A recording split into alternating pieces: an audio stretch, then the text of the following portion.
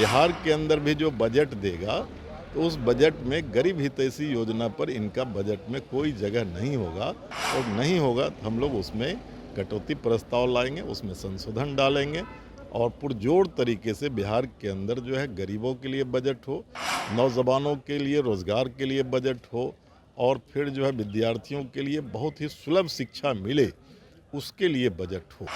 ये सिर्फ और सिर्फ चमकता हुआ सड़क, चमकता हुआ बिल्डिंग, उस पर इनका बजट होगा। आज बिहार विधानसभा में सम्राट चौधरी बजट पेश करेंगे। लेफ्ट के विधायक हैं अजय जी।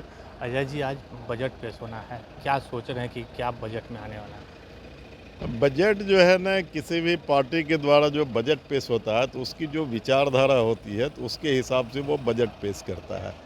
तो उनकी जो विचारधारा है उसने दिल्ली में बजट पेश किया है, और वो बजट जो पेश किया है आप देख सकते हैं गरीबों के लिए नहीं, वो उनके लिए है, अमीरों के लिए। आपको पता है कि बजट में पहले 5 लाख तक जो है इनकम टैक्स से फ्री आता था, अब उसको 12 लाख तक कर दिया। इसका मतलब क्या है? दूसरी बात है कि पूंजीपतियों के ऊपर जो कर जो था उसका स्लैब भी बढ़ा दिया। तो तीसरी बात है, गरीब हितैषी योजना पर जो पैसे खर्च कर रही थी सरकार, उसमें कटौती किया। गरीबों के लिए जो पशु खरीदने के लिए जो लोन देती थी उसको उसने बंद कर दिया। तो छोटे छोटे लोगों के लिए जो बजट में जगह होना चाहिए उसके लिए कोई जगह उनका दिल्ली के बजट में नहीं है। इसलिए मेरा मानना है कि बिहार के अंदर भी जो बजट देगा तो उस बजट में गरीब हितैषी योजना पर इनका बजट में कोई जगह नहीं होगा, और नहीं होगा तो हम लोग उसमें कटौती प्रस्ताव लाएंगे, उसमें संशोधन डालेंगे और पुरजोर तरीके से बिहार के अंदर जो है गरीबों के लिए बजट हो, नौजवानों के लिए रोज़गार के लिए बजट हो, और फिर जो है विद्यार्थियों के लिए बहुत ही सुलभ शिक्षा मिले उसके लिए बजट हो।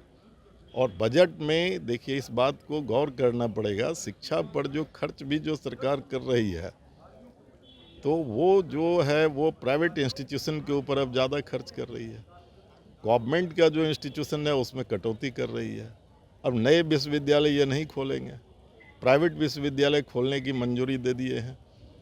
तो पूरी तौर पर ये बजट बिहार को अभी देखना पड़ेगा, आने तो दीजिए, लेकिन मेरा मानना है कि बिहार के आम आवाम को निराशा मिलेगी।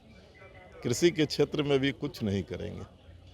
ये सिर्फ और सिर्फ चमकता हुआ सड़क, चमकता हुआ बिल्डिंग, उस पर इनका बजट होगा, मेरा जो समझ है।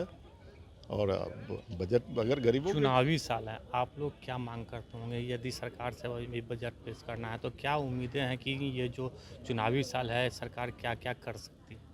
ये चुनावी साल है तो चुनावी बजट पेश कर दे, जैसा कि हम समझते हैं वो करेगी ही, कि दिखाने के लिए कुछ करेगी, करने के लिए कुछ करेगी नहीं। लेकिन मांग की जहाँ तक बात है तो मैं बोलूँगा कि आप 5 किलो अनाज जो दे रहे हैं ना, तो उसको 15 किलो अनाज दीजिए फ्री में। 5 किलो अनाज में कोई इंसान जिंदा नहीं रह सकता। और महिला सम्मान योजना जो कई राज्य में चला रहे हैं तो 5,000 रुपया महीना दीजिए ना। और जो रोजगार में नहीं है, ये क्या दिखाने के लिए कर रहे हैं कि इतना स्किल्ड कर दिए ना, अनस्किल्ड कर दिए, इतने को नौकरी दे दिए। आपके पास सारा डेटा है, आर्थिक सर्वेक्षण रिपोर्ट भी पेश हो गया है, तो वो जब सामने आएगा तब पता चलेगा कि जितने लोग बेरोजगार हैं उनको जीने लायक भत्ता कम से कम आप 5,000 रुपया दीजिए। ये सब जब तक, और दूसरा है कि पलायन रोकना पड़ेगा, और पलायन जब तक नहीं रुकेगा बिहार का विकास क्या होगा? आप कह रहे हैं बिहार का विकास भी हो रहा है और पलायन भी हो रहा है, ये दो तरह की बात है। विकास का मतलब है कि गरीबों के थाली में व्यंजन क्या है, उसमें कोई सुधार हुआ कि नहीं। बजट से पूर्व इन्होंने साफ तौर पे कहा है कि जो गरीब लोगों के लिए होना चाहिए कि 5 किलो जो अनाज दिया जाता है उसको 15 किलो किया जाए, और वहीं पे मखाना जो है उसको प्रोसेसिंग के लिए यूनिट लगा दिए हैं, लेकिन गरीबों तक कैसे पहुंचे इसका भी जवाब देना चाहिए। लेकिन ये चुनावी वर्ष है, बजट पेश होगा लेकिन कुछ काम नहीं होगा। आलोक कुमार, 10 न्यूज़, पटना।